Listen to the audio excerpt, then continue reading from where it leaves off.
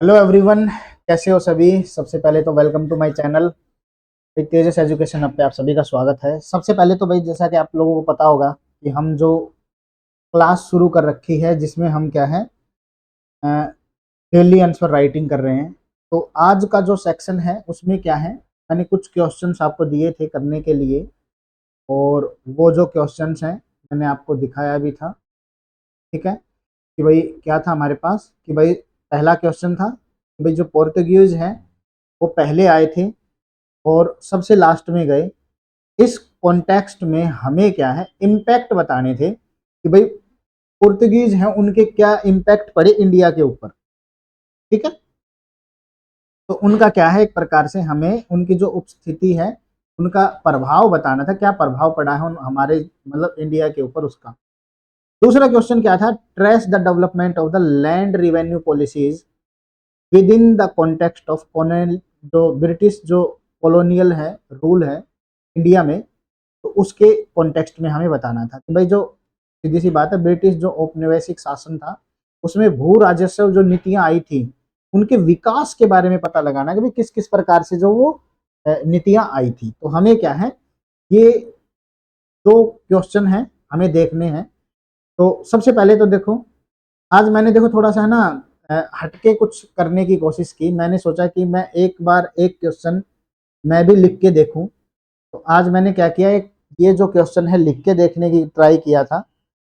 तो हालांकि मैं आपको जो पीडीएफ दूंगा, ठीक है, जो भी आपको पीडीएफ मिलेगी उसमें कुछ पॉइंट्स अलग हो सकते हैं, क्योंकि मतलब भाई मैंने जो बनाए हैं उसमें तो कुछ एक्स्ट्रा पॉइंट ही दिए होंगे।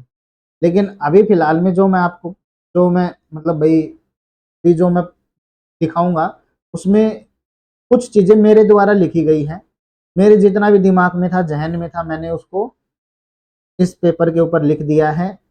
और लिखने के लिए मैंने क्या किया है भाई, अपने जो पेन टैब है उसकी उसी का इस्तेमाल किया, मैंने किसी पेपर वगैरह के ऊपर नहीं लिखा है। ठीक है, तो देखो सबसे पहले तो ये वाला क्वेश्चन देखते हैं। Trace the development of land revenue policies with in the context of British colonial rule in India. कहने का मतलब क्या है, भारत में जो ब्रिटिश औपनिवेशिक शासन है उसके संदर्भ में भूमि राजस्व नीतियों के विकास का प्रकाश डाल। देखो इसमें ना, देखो मेरे को क्या समझ में आया, सबसे पहली बात तो मुझे एक अच्छा इंट्रोडक्शन देना है।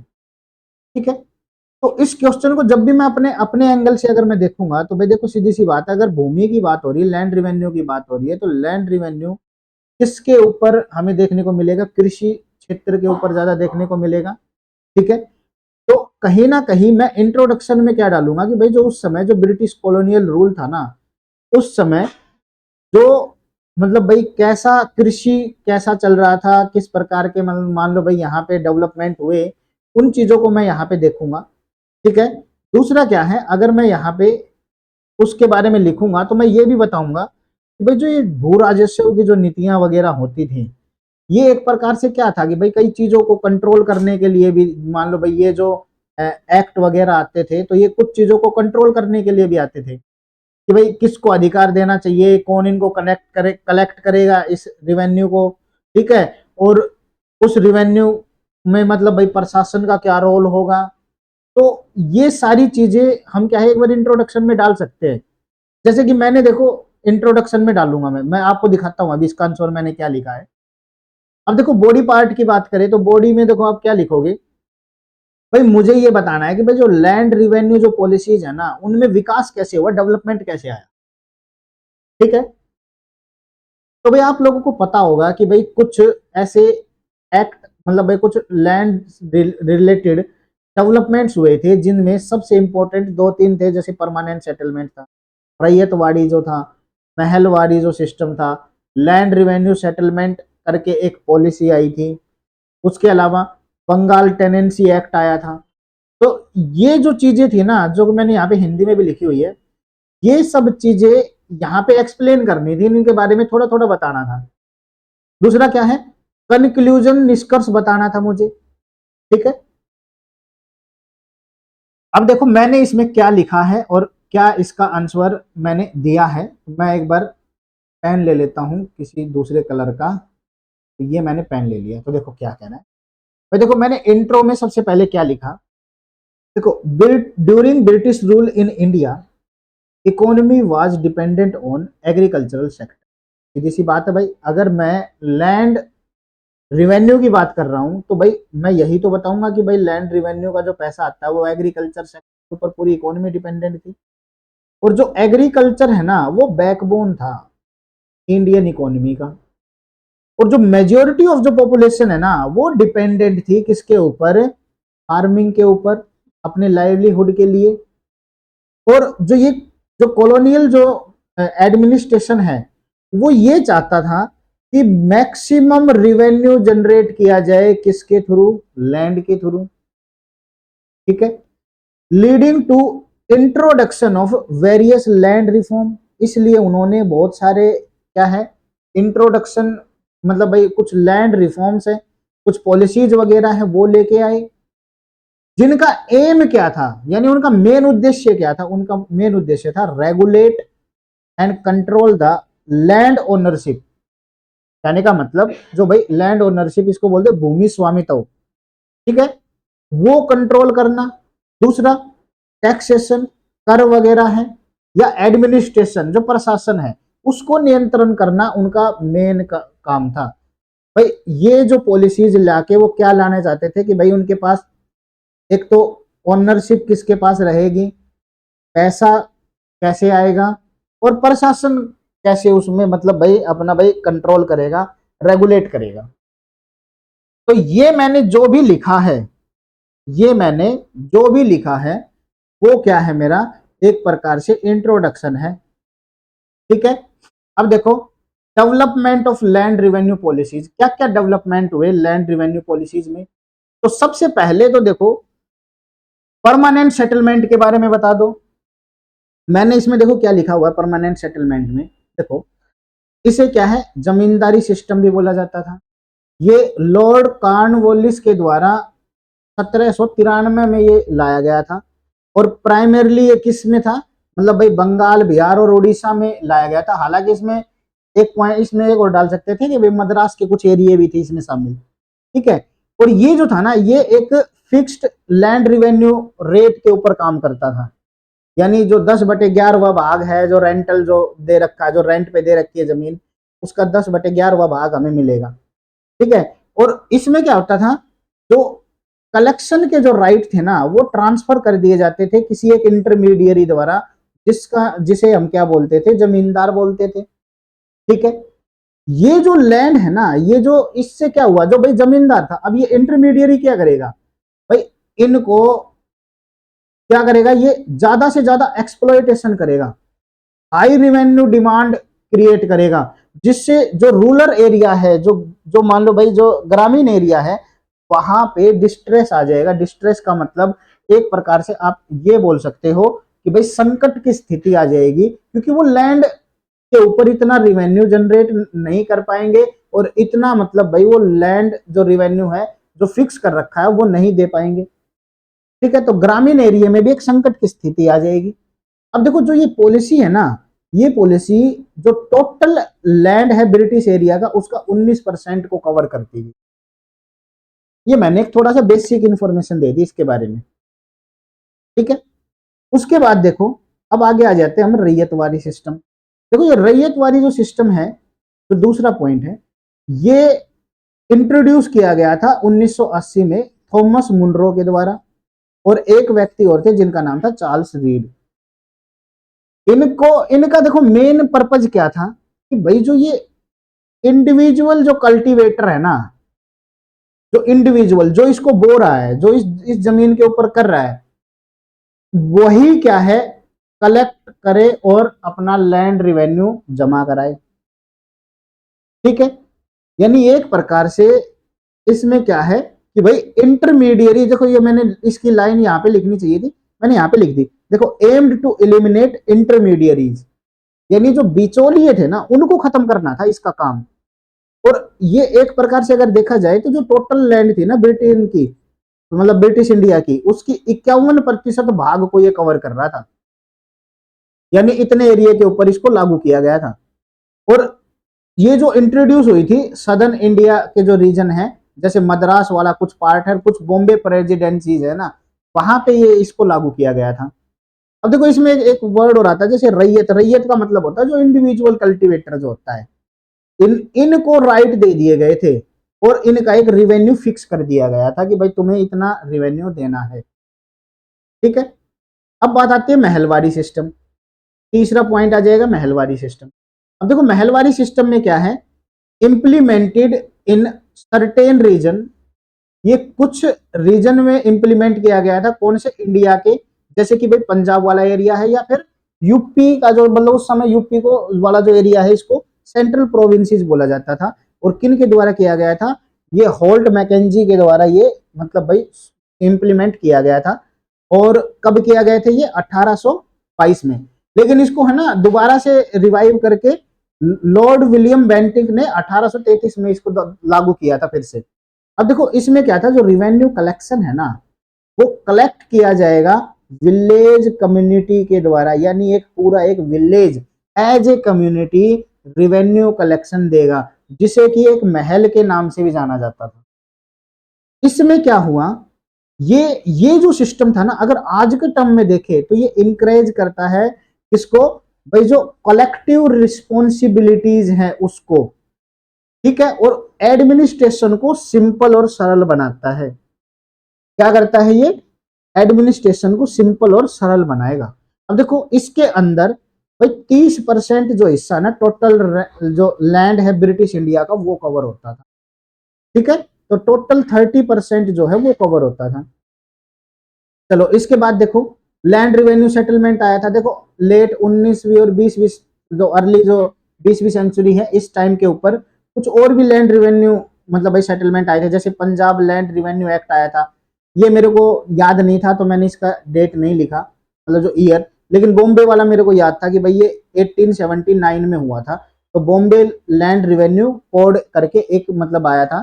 ठीक है, तो ये दो ऐसे सेटलमेंट आए थे उस टाइम के ऊपर, बस मैंने थोड़ा सा इनको हिंट दे दिया। अच्छा, एक बंगाल टेनेंसी एक्ट आया था, अमेंडमेंट एक्ट आया था कब, 1928 में।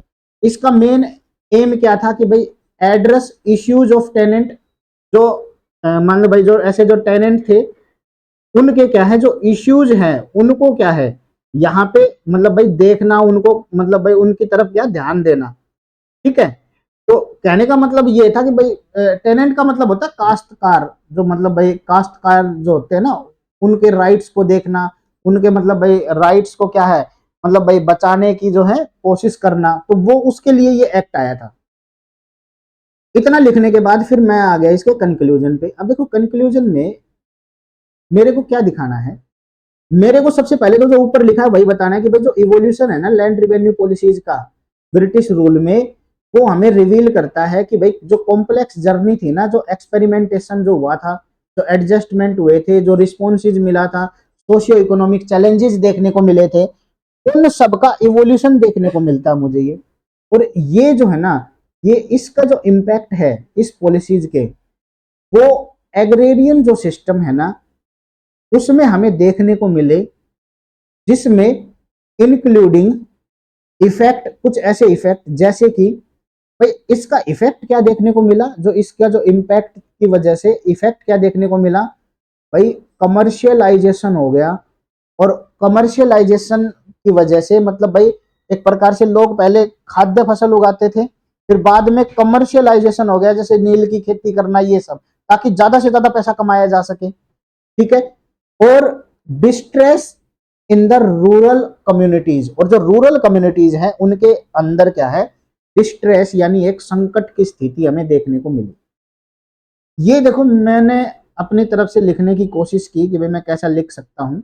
हालांकि कुछ कमियां रही हैं इसमें, और भी चीजें डाल सकता था, अगर मैं थोड़ा और अच्छे से पढ़ के लिखता तो कुछ चीजें और अच्छी लिख सकता था मैं। ठीक है, चलो तो यहाँ पे देखो अब आ जाते हैं दूसरे क्वेश्चन के ऊपर। दूसरा क्वेश्चन देखो क्या कहता है, पोर्तुगीज है were first to arrive and last to leave in India. In this context analyze the profound and multifaceted impact of Portuguese presence in India। ये क्या कह रहा है कि जो पुर्तगाली सब सबसे पहले भारत में आए थे, सबसे आखिर में गए, इस संदर्भ में हमें जो पुर्तगालियों की जो उपस्थिति है उसके गहन और बहुआयामी प्रभाव का विश्लेषण करना है। अब देखो यहाँ पे प्रभावों के बारे में बात बोली जा रही है। सबसे पहले तो मैं क्या बताऊंगा, एक तो इंट्रोडक्शन दूंगा, ठीक है। तो इंट्रोडक्शन में क्या बताऊंगा भाई, इंट्रोडक्शन में मैं यहाँ पे क्या बता दूंगा कि भाई कब आए थे, जैसे 1498 में वास्को डी गामा आया था, ठीक है, ठीक है, वास्को डी गामा आया था, ठीक है। उसके बाद गए कब थे भाई, 1961 में ये छोड़ के गए थे, ये दोनों डेट्स बता दूंगा, ठीक है। और ये बता दूंगा कि भाई ये जो है ना एक प्रकार से आ, हमारे जो मतलब भाई इनकी जो उपस्थिति है हमारे पास, मतलब भाई एक लंबा एक टाइम पीरियड रहा है जो इंडिया में इन्होंने गुजारा है, ठीक है। इसके बाद जब मैं बॉडी पार्ट के ऊपर आऊंगा तो देखो मेरे पास इम्पैक्ट बोला हुआ था, तो इम्पैक्ट देखो दो प्रकार के इम्पैक्ट होंगे भाई हमारे यहाँ पे, हमारी जो सोसाइटी है, इकोनॉमी है, उस पर दो प्रकार के इम्पैक्ट देखने को मिलेंगे, एक पॉजिटिव इम्पैक्ट और एक नेगेटिव इम्पैक्ट। तो पॉजिटिव इम्पैक्ट में देखो हम क्या क्या डाल सकते थे, देखो हमने यहाँ पे ट्रेड डाला, तो ट्रेड भाई एक पॉजिटिव इम्पैक्ट डाला है ना इन्होंने, भाई जो भारत की जो संस्कृति है, अर्थव्यवस्था है, उसमें भाई इन्होंने क्या किया है, एक प्रकार से जो मान लो भाई एक्सटर्नल जो इकोनॉमी है उसके साथ हमारे ट्रेड को जोड़ दिया। दूसरा, introducing of printing press, printing press की शुरुआत करी, भाई पता होगा भाई 1556 में पुर्तगालियों ने सबसे पहली गोवा में अपनी प्रिंटिंग प्रेस लगाई थी, तो उसके बारे में मैं यहाँ पे लिख दूंगा इंट्रोडक्शन ऑफ प्रिंटिंग प्रेस, ठीक है। इसमें अपने बता दूंगा कि भाई किस प्रकार से इसकी उन्नति से जो धार्मिक ग्रंथ वगैरह थे, जो रिलीजियस जो थे, उनका भाई प्रचार प्रसार बढ़ गया। दूसरा, जो विचार है, शिक्षा है, उसके क्षेत्र में काफी योगदान दिया है इन्होंने, प्रिंटिंग प्रेस ने। दूसरा भाई इनकी जो शिप बिल्डिंग है ना, वो वो बहुत एडवांस था उसमें, तो ये जो है ना एडवांस शिप बिल्डिंग हमें देखने को मिला, जो उन्नत कारीगरी देखने को मिली। तो इससे क्या है, मतलब भाई जिसमें ज्यादातर ये लकड़ी के जो है ना, मतलब भाई संसाधनों का ज्यादा उपयोग करते थे, तो वो सब चीजों का यहाँ पे हमें देखने को मिला। तो यानी यूरोप में नौसेना है ना इनकी पावरफुल नौसेना मानी जाती थी, ठीक है। एडवांस मिलिट्री टैक्टिक्स देखने को मिली भाई यहाँ पे, भाई ये एक कूटनीति के अनुसार चलते थे, ठीक है। जैसे नाव में क्या करते थे, नाव में शिप में मतलब भाई एक प्रकार से ये बोल सकते हो कि भाई तोप वगैरह रखते थे, नाव में तोप वगैरह रखना, ठीक है, बॉडी आर्मर का इस्तेमाल करना युद्ध के समय, तो ये सब चीजें ये इस्तेमाल करते थे। अच्छा, काउंटरिंग द सोशल जो एविल्स है, जैसे भाई सोशल रिफॉर्म में भी तो इन्होंने पार्टिसिपेट किया, इन्होंने सती प्रथा, सती जो सिस्टम है उसको खत्म करने में भी योगदान दिया था कुछ। और इन्होंने तो मतलब भाई गोवा में तो खत्म ही कर दिया था, गोवा में सती सिस्टम खत्म कर दिया था, शायद 1510 के आसपास का टाइम था जब इन्होंने गोवा में क्या है सती सिस्टम खत्म किया था।